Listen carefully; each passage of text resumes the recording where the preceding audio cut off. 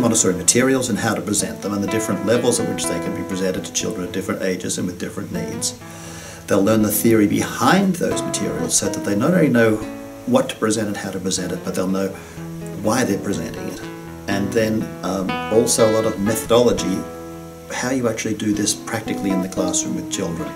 On another level, the Montessori Elementary course covers many, many subject areas and fields of knowledge. So I've yet to meet a student who doesn't experience aha moments and expansion of areas of knowledge that they've never expanded before. So the mathematicians suddenly find they're studying art and music or whatever else, and exploring that area and finding out things about themselves and about the subject they never knew before. The artists suddenly find themselves immersed in some geometry or some mathematics, which probably was scary to them when they were going through school, but they take this step by step as a 6-year-old would. So they actually move step by step through the different subject areas and learn from the ground up, not just how to present this to children, but they learn for their own personal well-being, first of all, that mathematics isn't what they thought it was, very hard, but also that they can do it. And I've had many students who have in fact told me they're math phobic or art phobic or whatever else, leaving me saying, I can do this, and I can do this with children, and I've learned something about myself that's helped me to develop as well.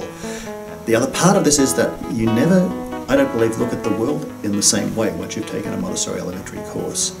I still can't walk, I can walk outside this door now and sometimes almost transfixed by a bird flying by or by the flowers that are just starting to blossom, because I know things about them that most people don't.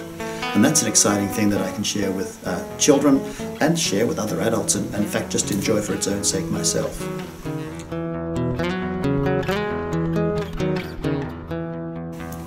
And you'll notice, for example, that this plant funnels the water really down the stalk or down the trunk, whereas this one funnels the water outwards. Now, another series of presentations or lessons we do for the children looks at how roots work, and children know that the root tip is where the water is actually absorbed.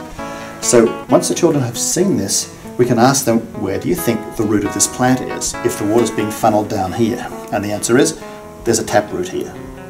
Here, whereas the root tips, where are the root tips?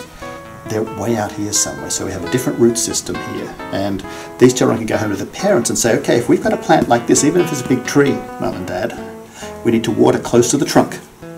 If there's a tree that's funneling its water further and further out from the trunk, we need to actually water in a big circle around the drip line. That's where the plant will actually be able to absorb water and fertilizer, for example. That's something I've met gardeners who were students on my course who didn't know this, and they've said, you just changed how I'm going to water and fertilize my garden at home.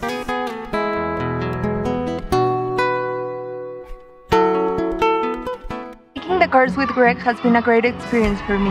I really like the classes with Greg because they are very interesting, but also they're very fun. I love about Greg his love for children, his respect for them, and his faith in them, that he inspires you to do the same.